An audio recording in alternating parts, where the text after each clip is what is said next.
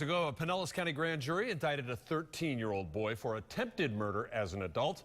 But because of the suspect's young age, the prosecution could come up against a legal roadblock.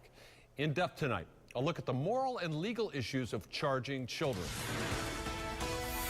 St. Petersburg police say Legenius Williams shot an older boy on a bicycle earlier this month because he was being taunted. One of the boys, a 13-year-old, produced a handgun and fired multiple rounds at relatively close range to this young man, striking him several times. The 15-year-old victim is expected to fully recover, but today Williams, just 13 years old, was charged as an adult with attempted first-degree murder, which carries a minimum mandatory 30-year sentence where a firearm is used. Law professor Jeffrey Schwartz says that poses a problem for State Attorney Bernie McCabe, who urged the Pinellas Grand Jury to bring the adult charges against Williams.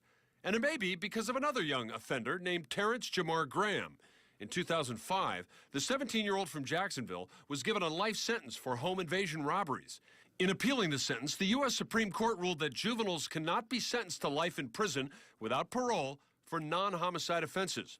Schwartz believes that ruling would also apply to the mandatory 30-year sentence facing Williams. They do not believe a juvenile has a fully formed enough intelligence to be able to have the kind of depravity that adults would have.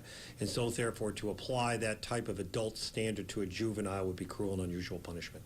Yet the relatively brief and mild punishment courts are allowed to hand out under the juvenile system strikes many as inadequate to address the heinous crimes that are committed. If you're convicted and treated as a youthful offender, you only get 4 years maximum incarceration and 2 years probation to follow, and that's just not enough.